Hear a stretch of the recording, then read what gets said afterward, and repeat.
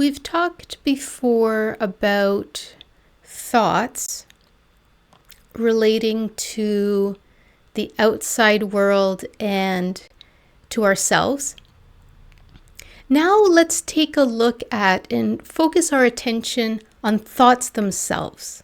The, attachment to thoughts and believing our thoughts, that's really the first pointer with First Awakening, is taking that first step in looking at our thoughts in general, because when we are very mind identified and what is considered called in the matrix, the thoughts and what's happening, we're so enmeshed in the thoughts, we're so identified with them that there doesn't seem to even be a gap. The thoughts appear to be reality. And then very slowly, we start to take a notice on a thought. So the moment that you stop and notice one thought, now there's a sense of separation. There's something, some type of awareness, noticing the thought. So there's two different, it feels dualistically like there's two different things. Something is noticing something else. So there's an awareness of a thought. So there seems to be a gap. Now, from the perspective of awareness, there isn't a gap, but we're talking about the experience at first, when we first start looking at thoughts, that there does experientially feel like there's a space there.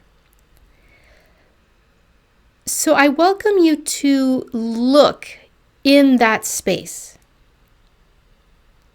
Look at the distance between the observing of the thought and the actual thought itself. Because awakening is not in the realm of thoughts.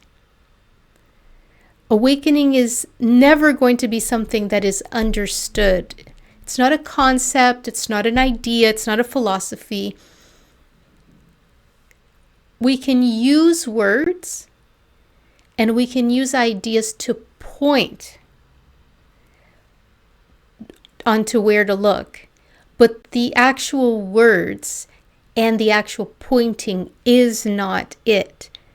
But it points in the direction so that the experience, the awakened experience, can be, even though saying it's an experience is not really that either. It's not an experience.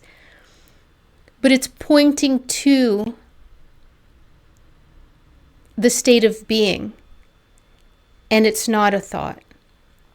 So because it's not a thought, looking in the gap between the thoughts where thoughts are not,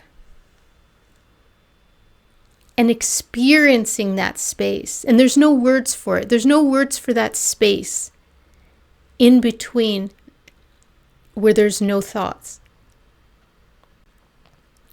And I welcome you to look there. And as you're looking, thoughts may come, and that's okay. Thoughts can be there. They can come by. And what I'm suggesting is to just gently notice that they come by, but we're not going to grasp them. We don't need to grasp them. We can just notice the thoughts, and they're okay to be there, and we can let them pass by. Because it's not, the thoughts aren't a problem. They are allowed to be there and they can pass by, but what we're looking for is that experience of the gap between the thoughts. What is there? And if there's any doubt thoughts that come, Any thoughts at all related to time? Oh, I've done this so many times before, I can't find it. Those are just a thought as well. Because other than a thought, where is doubt? Where is doubt in your direct experience? Without that thought of doubt, once that thought about doubt is done, where is that in your direct experience? It's one thought. So then what's left? What's left in that still, quiet space? If we're not grasping at anything, in this moment, if there's absolutely nothing that we're trying to get and try to do, and we're also not rejecting anything, we're not pushing away, what is left in your direct experience right now? No pushing and no pulling. What's left? Look there. Look there.